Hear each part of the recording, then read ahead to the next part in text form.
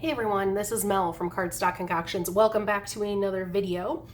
This is my finished curio cabinet by the Gentleman Crafter. And before I start anything, if anybody's looking for any links to anything that I'm talking about, go ahead and check out that description box below. That's where it's going to be. Okay. So this is, again, the curio cabinet by the Gentleman Crafter. This was created by him back in 2015 for, I believe, Graphic 45. Please do not quote me on that. His is a little bit different than mine, but let me show you guys how I finished mine. This is the little project that would never get finished in my world, which is very abnormal. I like to finish everything that I start pretty quickly.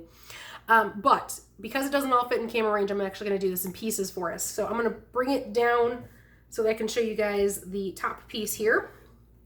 So this actually opens up to become a whole, you guys can see in there, it becomes a whole big deep drawer. It's about a, memory serves, it's about a 3 or 4 inch deep drawer here. And then the lid. And the ribbon here is a stopper so that it doesn't just fly off the back. And then I'm going to scoot it down here so you guys can see the bottom. So it is actually sitting on a solid base here with feet, and I will go over what I use to create everything. And then this is the main portion of the cabinet here. And this is the side, the back, and the other side. Again, I made my two sides the same. And I will show you guys the inside, oops, there we go. I will show you guys the inside pieces. So in order to get it to open up, you do have to take off your top. You open up your doors, and then each one of your drawers, obviously, pulls out. And I will tell you guys, some of my foibles in just a second here. But all the drawers are the inside. The only thing that changes is the base paper. My chipboard that I was using was heavyweight chipboard by, I don't remember who. I will be honest with you. However, I do know it was heavyweight chipboard, which equals 3/32 of an inch, and not medium weight, which is 1/16 of an inch. Just so you guys are aware. Welcome to some of my problems. So there's that. So the only thing that changes in these drawers are the matting on the inside. I did go ahead and I used acrylic paint to paint basically all the exposed chipboard and the back. Here, let me pull out one. You guys can see down in there, I did paint the back as well. You can cover it in paper if you so choose. However, I was like, you know what? Nobody's going to see it besides me. Why waste the paper back there? Okay. So some of the problems that I actually had with this, and they were my problems, not with the pattern, or not with the instructions. So this comes as a digital download if you decide to purchase it from the Gentleman Crafter off his website. Again, I'll try to link that down below. It does come in color. I just printed it out in black and white. His instructions are very good. They have pictures, good descriptions, good encouragements throughout. Again, very well written.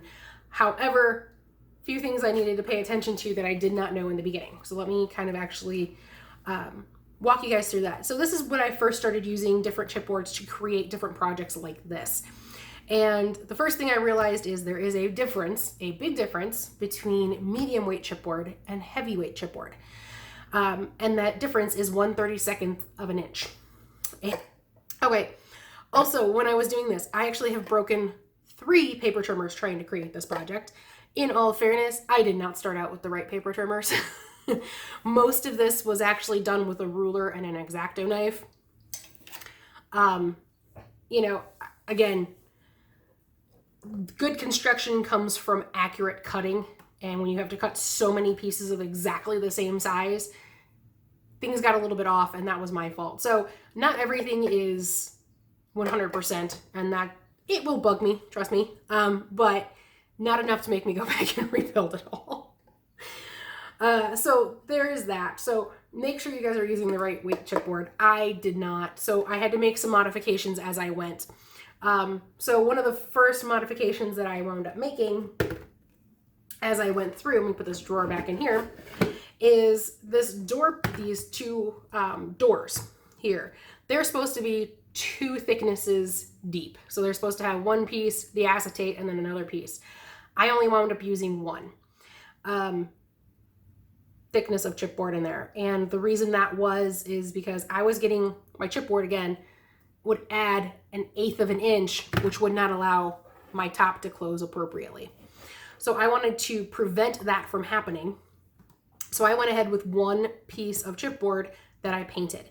These hinges, I'm not 100% sure. I think I want to go back and I want to put like little brads here on each side to make them truly look like hinges, because right now they just look kind of out of place to me.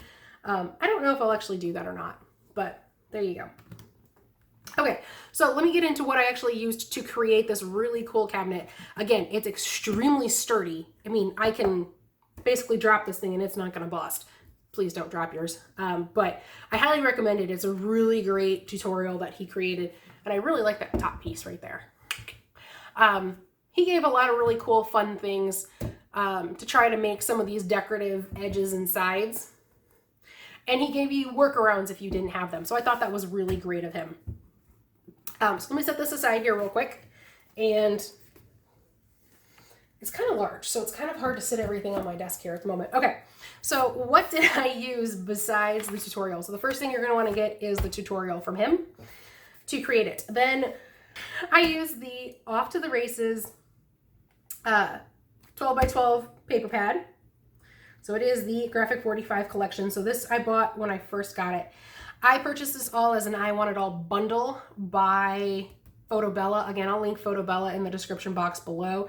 They do some really great bundles that are just fantastic. So that's what I purchased, but I purchased it a really long time ago, about 2.5 years ago now. So first time I'm using it. So again, I used the 12x12 paper pad. I used the 12x12 Patterns in Solids paper pad.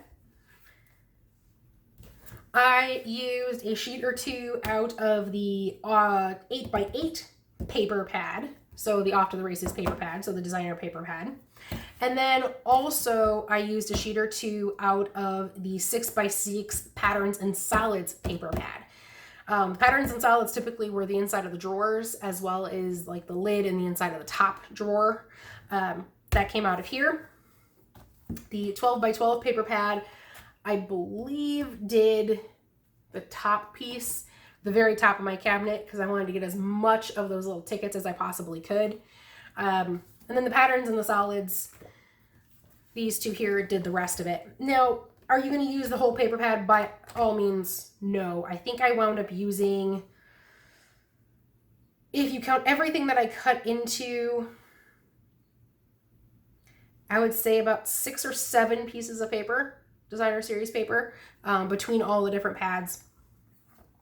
Just, again, if you made them all 12x12, I'm going to guess 6 or 7 full 12x12 sheets. However, you might need a little bit more depending on how you wanted to decorate yours and how, you wanted it done. So I can put them all in a plastic bag here, guys. Otherwise, they would be all over my desk. They came from the Memory Hardware by Frank Garcia. The Chambéry Antique Poles. I'm not even sure I'm saying that right. They have the gold color as well as this darker color here in the same pack. So they have 4 in total of this type and then 4 of this type here. Okay, 2 and 2 of each. However, I found that I'm gonna pull this back in here real quick. The little brads that are holding mine on, I actually pulled those out of my stash and used some StazOn ink to darken them just a little bit.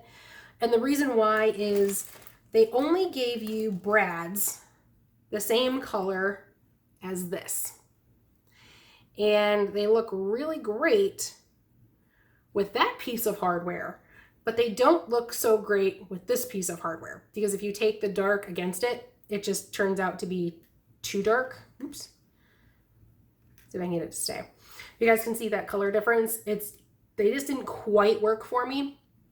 So I went into my stash, grabbed some gold brads, and I inked the edges. Ooh, there it goes. I inked the edges of a few of my pieces there. Just so I can darken them up and antique them just a little bit. So that's where these knobs came from.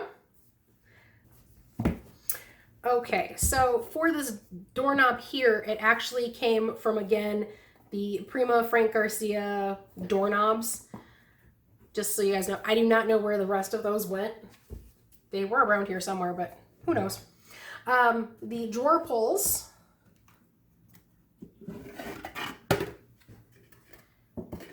These drawer pulls here. Don't ask me how I wound up with all this Frank Garcia stuff, but I did. They came from Prima's Frank Garcia Marseille pulls, M-A-R-S-E-I-L-L-E pulls. There are 16 pieces in each one of these. However, that includes the two little brads. So there are four drawer pulls in each pack. And then they also give you the little brads to attach them with. I thought these matched everything else that I put on really well. And so I wanted to make sure that they kept going. I had 2 packages of these. So I really actually like them. So they're really great for getting your fingers under, just so you guys know, and able to pull something out. They can go on either direction, facing up or facing down. Again, 4 of these in each pack. So I thought that was really nice. Now the feet down here are Tim Holtz Ideology Foundations. And I believe they are the same feet that the Gentleman Crafter used. I had these actually in my stash, which was kind of surprising, but these are from Tim Holtz. Now, the couple of pieces of hardware that you see here, I wound up, again, as part of the Fotobella I Want It All bundle. Again, it's fotobella.com. They did little metal collections, metal pieces that came with their I Want It All bundle for the paper. And so these horse heads actually came out of that bundle. So that's where I got the horse heads from. They're technically supposed to be like little handles, door knocker handles. However, I wasn't going to use those, but I did like the horse heads here. I thought those were really cool. The ribbon that you see here is just something out of my stash. It was from Stampin' Up! And let's see, it's just the seam binding ribbon. It's a 1/2 inch wide. And I think this is an early espresso. I thought the color matched really well. So again, it's just some ribbon out of my stash from Stampin' Up! Now, the hinges, or the hinge piece here, I wound up using the smallest die out of the Fremont and Labels collection by Stampin' Up! This is a retired collection, but I did cut out the smallest and then cut off basically the bumps around the edges. So that's what I wound up doing. And again, I may add little brads on each side here just to make them look a little bit more hinge-like instead of just the paper. The only thing I would do differently was definitely make sure I cut a little bit straighter. I would definitely cut a little bit straighter. I would definitely be a little more accurate in my cuts and pay attention to what size chipboard I'm using before I start. Because that definitely made a difference into how my piece was constructed. It was a lot more difficult to construct it, you know, after the fact, making modifications as I went. So it was my first truly large project like this. I have completed several others since then since I started this one that have been much more successful than this one was. So, but I'm going to enjoy it. So I thought you guys would like to see it. And if you guys have any questions, please let me know. If you enjoyed this video, please give it a thumbs up. If you guys would like to see more videos like this, click that subscribe button down there. And until next time, this is Mel from Cardstock Concoctions saying thanks a lot. Bye.